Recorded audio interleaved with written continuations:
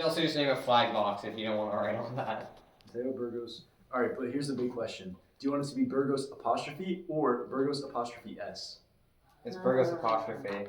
Are you sure? No, I'm saying, but like, what do you prefer? Like, what would make you happy? What's the context? He's asking the context. Well, it wouldn't be apostrophe S. No, I'm saying, but like, It what do would you be S what do apostrophe. you want to be? What do you just want? Do you want to be apostrophe S for tonight? Sure. All right. I'll be apostrophe S just for today. I think you apostrophe S. I'm mad. Yeah, you really.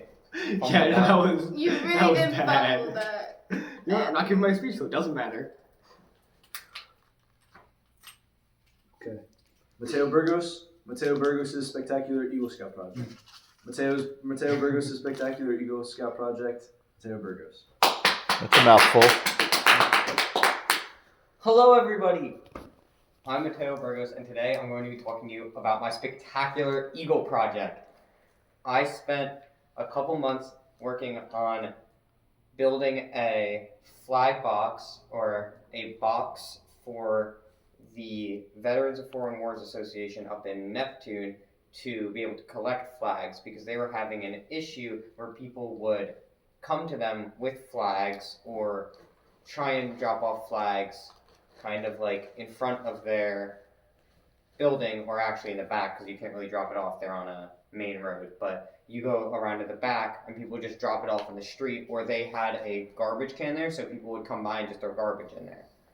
So I first did a fundraiser for this project. Well, first I did a bunch of planning stuff, but that's boring, so we're going to straight into the fundraising. First I did a fundraiser for this project where me and a bunch of other scouts did a car wash, where in actually the front of this church here, we got some hoses. We have car wash stuff with the troop, so we used that. I brought some of my own soap and such things because I had them available and I didn't need to go buy them or see if the troop had them. So after the fundraiser, we raised a significant amount. We raised over $1,000 in one day of fundraising. So I didn't really need to fundraise anymore after that, because I figured it'd be enough for the flag box and flag retirement ceremony. That was my planned project. So after that, I began working on getting people to do a blueprint. I was in a CAD class. I began this kind of junior year over the summer.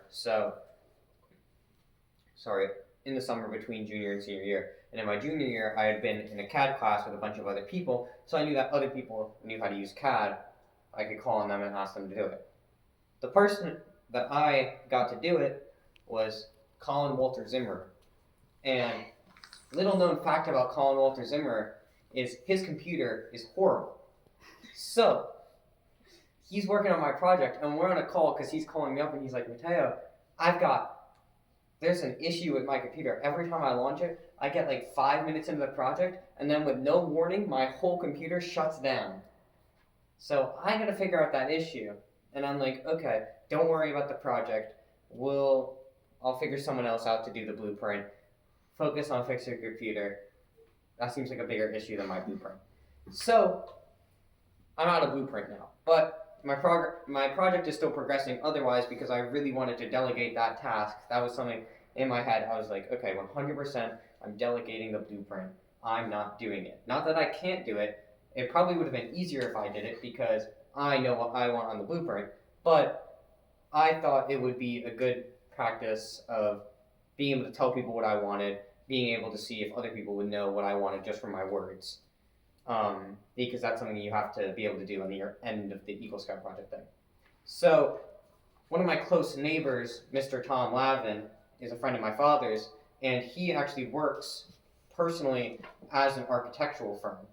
So he designs houses, designs buildings, stuff like that. So I called him up and we were like, Mr. Lavin, could you maybe do a blueprint for us? We got this box that we'd like to design. We have a couple sketches and stuff that you could go off of, and I'll come over and kind of talk with you for a couple of things about it. So he's like, absolutely, I'll do that. We come over, we talk about it. He's like, just get a final sketch ready and we'll meet next week. Okay, wonderful. Now I have someone to do my blueprint. So now we're running to different locations because now we're getting materials. We have sketches now. We just need a finalized blueprint. So we figured, okay, it's worth starting work on the project because we know what we want. It just isn't going to look as nice as we want the final product to look. So we go to Lowe's, we go to Home Depot, we go to the Riccardi Paint Brothers. We get a bunch of donations from them. They very generously donate, I think in total, $200 worth of materials, maybe a little bit more. So I get a bunch of stuff through that. We get a bunch of materials for lower prices, and then also I go to Wegmans. They give us $100 off worth of food to feed the people, the volunteers, and at the very end for the flag retirement ceremony, we go to a place my friend's father actually owns, who's also a veteran, who gave us all the food for free as a donation, Serpico's down in Allenhurst.